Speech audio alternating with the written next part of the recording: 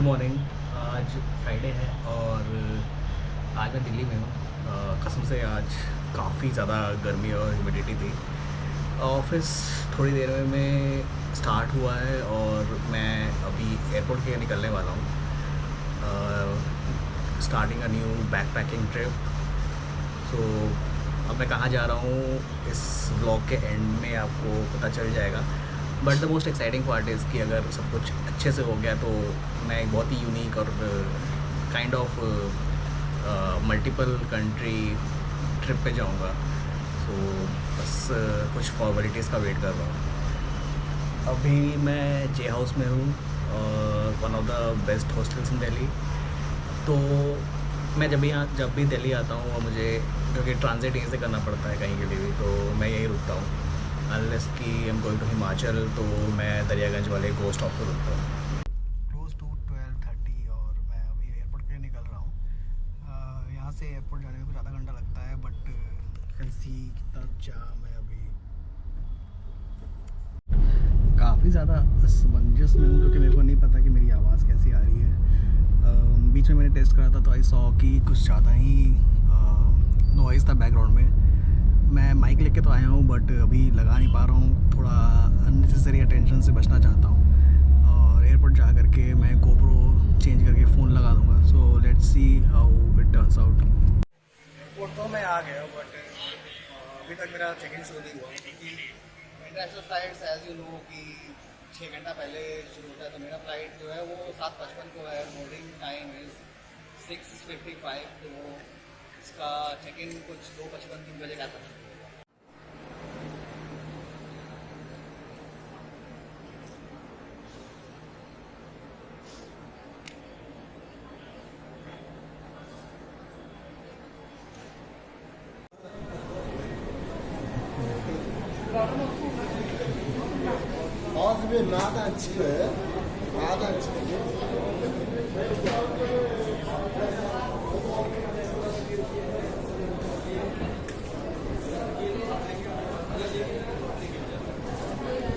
Delhi airport कितना भी बेकार हो लेकिन इसका जो ड्यूटी फ्री है बहुत अमेजिंग है।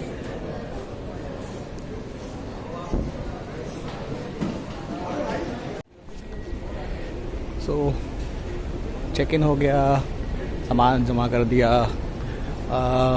अभी इमिग्रेशन भी हो गया। ज़्यादा झंझट तो नहीं हुआ बट एक नया रूल पता चला। मैंने पुराने व्लॉग्स वगैरह देखे तो किसी ने बताया नहीं, बट मैंने एयर इंडिया एक्सप्रेस का टिकट बुक करा है जो कि एयर इंडिया का कुछ सस्ता वर्जन है। और चेक इन के टाइम में उन्होंने मुझे बोला कि वो बोर्डिंग पास नहीं देंगे अनलेस कि आई हैव $1,000 और 400 बहरीनी व्हाटएवर दिनार है जो भी है। मजबूरी में आप बहुत बोलने के बाद भी वो लोग नहीं माने तो मैंने इन दी एंड मैंने करेंसी एक्सचेंज करवा लिया। बट ये प्रीटी वियर्ड कि ये रूल कहीं पे भी लिखा हुआ नहीं है, तो मेरे को जाके देखना पड़ेगा कि बहरीन में ये हो रहा है। तो बोलते हैं कि डिपोर्ट कर रहे हैं एंड एयर इंडिया को फ़ाइन लग चुका है for sending people without minimum currency या बैंक स्टेटमेंट। सो ये एक इशू है जो कि अभी मेरे को थोड़ा डर लग रहा है कि कहीं मेरे को डिपोर्ट ना कर दे। बट मेरे पास $1,000 तो है, सो आई होप कि वो प्रॉब्लम ना होए। खैर उसके चक्कर में मेरा कुछ ऑलमोस्ट आधा घंटा 45 मिनट बर्बाद हो गया and finally I am into boarding near my boarding gate. But मुझे बहुत ज़ोरों की भूख लगी है तो मैं कम से कम कुछ खा लेता हूँ, कम से कम कॉफ़ी पी लेता हूँ सो दैट बहरीन पहुँच के फिर भूखा ना सोना पड़े। Small any flavour sir? नहीं 310। स्कैन दे दीजिए।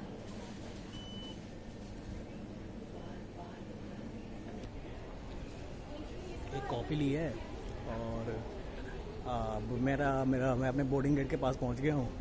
एयरपोर्ट पे वैसे भी एवरीथिंग इज़ सो एक्सपेंसिव कि कुछ लेने का मन करता नहीं है। बट यार मैंने एक KFC का बोल खा लिया और अब शायद बोर्डिंग शुरू होगी तो मैं उसके लिए प्रिपेयर कर लेता हूँ। पहली बार मैं एक इंटरनेशनल एयरपोर्ट पे इंटरनेशनल फ्लाइट पकड़ रहा हूँ और इन लोगों ने मुझे मतलब इनकी फ़्लाइट जो है लेने के लिए बस पकड़ना पड़ेगा। फिर ये बिल्कुल ग्राउंड टर्मिनल पे मैंने पहली बार देखा है। मैंने आज तक T3 से मैंने जो भी फ़्लाइट पकड़ी है it's always through the bridge ऊपर की तरफ से। इन्होंने मुझे नीचे भेज दिया। मुझे अब एयरलाइंस की क्वालिटी पे भी थोड़ा शक हो रहा है। प्रिटी श्योर कि इस फ्लाइट से आने वालों को पक्का सिक्योरिटी में रखते हुए कि मिनिमम कैश कितना कैरी कर रहे हो, क्योंकि सस्ती फ़्लाइट है तो उनको भी लगता होगा सस्ती फ़्लाइट से कौन ही आता है, गरीब गुरबे लोग। तो इसलिए मेरे प्रॉब्लम अगर मैं इससे महंगी फ़्लाइट लेता तो शायद मुझे ये $1000 वाला पंगा नहीं ले पड़ता।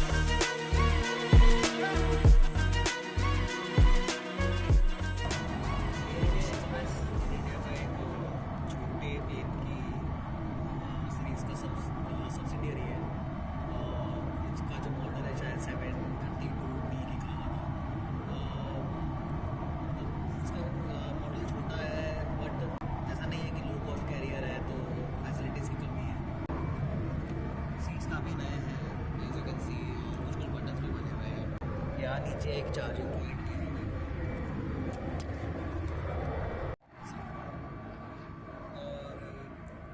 और फ्लाइट में बोर्डिंग के साथ हमें टाइम पे एक पानी का बॉटल भी दिया।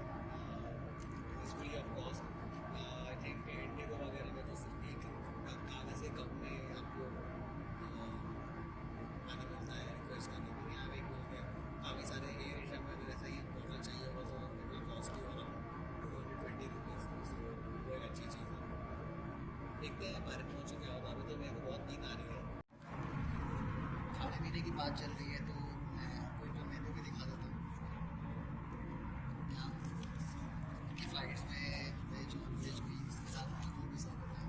सबसे इंटरेस्टिंग चीज़ है कि जो कि किसी यश भाई ने जो कि 28 अप्रैल को ट्रैवल करा था, उन्होंने अपना पर्सनलाइज्ड रिव्यू हर जगह लिख के रखा हुआ है। थैंक यू यश भाई। यश भाई को मसाला कप नूडल्स पसंद है और उन्होंने कहा है वेजिटेबल बिरयानी खाने के लिए।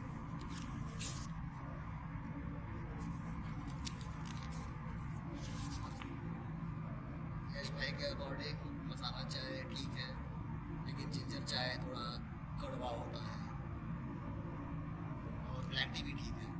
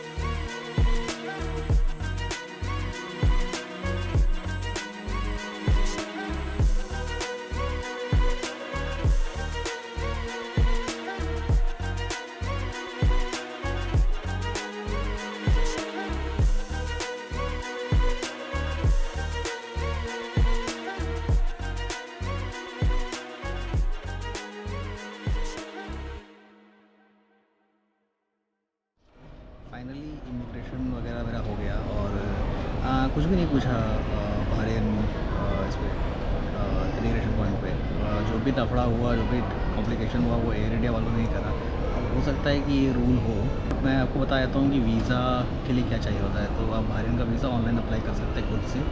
बहुत छोटा सा प्रोसेस है। You have to provide your एक रिटर्न फ्लाइट टिकट प्लस अपना पासपोर्ट और उसके साथ बैंक अकाउंट स्टेटमेंट। तो ये तीनों प्रोवाइड करवा देगा, ये तीनों अपलोड करना होता है और 2 दिरहम जो है पहले पे करना होता है और 2 दिरहम जब वीज़ा अप्रूव होता है तो उसके बाद पे करना होता है। सो वीज़ा प्रोसेस बहुत सिंपल है। मेरा तो ऑलमोस्ट 48 आवर्स में ही आ गया था। शायद मैंने थर्सडे को अप्लाई करा और सैटरडे को सुबह मेरे पास वीज़ा था।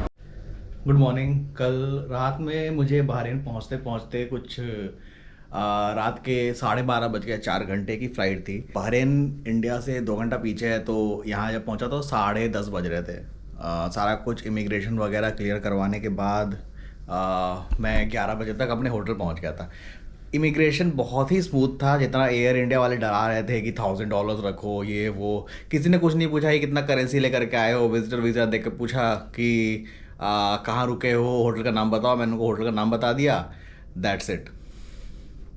एयर इंडिया का शायद कुछ ऐसा चल रहा है कि एक तो उनकी रेपुटेशन ऐसे ही ख़राब है, सबसे सस्ता फ़्लाइट है। तो मेरे एक दोस्त को भी अभी हाल में कतर की फ़्लाइट में चढ़ने नहीं दिया था क्योंकि उनको तेहरान जाना था एंड इन्होंने कहा कि नहीं, कतर का वीज़ा चाहिए टू कैच अनदर फ़्लाइट। हो सकता है कि जेन्युइन रीज़न हो, बट मुझे लगता है कि ये लोग कुछ ज़्यादा ओवर रिएक्ट कर रहे हैं। अब मैं मनामा में रुका हुआ हूँ। मनामा जो कि बहरीन का कैपिटल है। ऊपर से मतलब देख के रियलाइज़ हुआ बहरीन GCC का सबसे छोटा देश है और बॉम्बे जितना बड़ा होगा मेरे ख्याल से, और मनामा इसका कैपिटल है। और वहाँ पे मैंने होटल लिया है, Michelle hotel. You can see it's so good, मतलब। और इसका मुझे सिंगल रूम है, सिंगल बेडरूम है, लेकिन सारा फैसिलिटी है और साथ में बाहर का व्यू भी बहुत बढ़िया है। पास में एक फुटबॉल फील्ड है, आपको अगर दिख रहा तो वहाँ पे सुबह में लोग फुटबॉल खेल रहे थे। अभी नहीं खेल रहे क्योंकि बहरीन का टेम्परेचर कुछ 40 डिग्री के आसपास है। बट इस होटल का मुझे पड़ा 3500 रुपीज़ पर night. 3500 rupees is like Dubai में इतने में आपको एक बैकपैकर हॉस्टल का एक रात का स्टे मिलेगा। जिस हॉस्टल में मैं दुबई पहली बार गया था और मैं पहली बार रुका था, वहाँ पे 3500 रुपीज़ में मुझे सिर्फ एक डॉर्म का बेड मिला था। दुबई में इतने बड़े होटल में आपको कम से कम 10,000 देने पड़ेंगे पर नाइट के, और ये मुझे कुछ टोटल मुझे टैक्स वैक्स जोड़ के 7,000 के आसपास पड़ रहा है 2 रात का। नीचे से मैं आपको, जब मैं बाहर निकलूँगा तो मैं आपको दिखाऊंगा how good this hotel is. तो भाई लोग चलो, मैं तैयार होकर के अब ब्रेकफास्ट करने निकलता हूँ। आज मुझे ट्रेडिशनल बहरीनी ब्रेकफास्ट करने का प्लान है और साथ में कुछ साइट सीइंग भी करूँगा क्योंकि बहरीन का हिस्ट्री कल्चर काफ़ी यूनिक है। 50 साल पहले इनको आज़ादी मिली है ब्रिटिश से। सो ये सब सारा कुछ जो इनका पुराना कल्चर है, UAE के जैसा ही है, छोटा देश है बट काफ़ी कुछ है, तो हम वो सब एक्सप्लोर करेंगे। तो आज का ये व्लॉग मैं यहीं पे ख़त्म करता हूँ, होटल का टूर वगैरह दे करके, एंड उसके बाद नेक्स्ट व्लॉग में मिलते हैं। सो अगर आपको ये एपिसोड पसंद आया हो and you are waiting for the second episode, आपको लग रहा है कि बहरीन इज़ समथिंग जहाँ पे आप भी वेकेशन प्लान करना चाहते हैं और यहाँ की लग्जरी का मज़ा उठाना चाहते हैं, तो फिर इसको लाइक और सब्सक्राइब ज़रूर कीजिए क्योंकि मैंने देखा है मेरे व्लॉग पे ज़्यादातर नॉन सब्सक्राइबर्स आते हैं, वो अपना इन्फॉर्मेशन लेके चले जाते हैं। सो जो कि इज़ काइंड ऑफ सैड।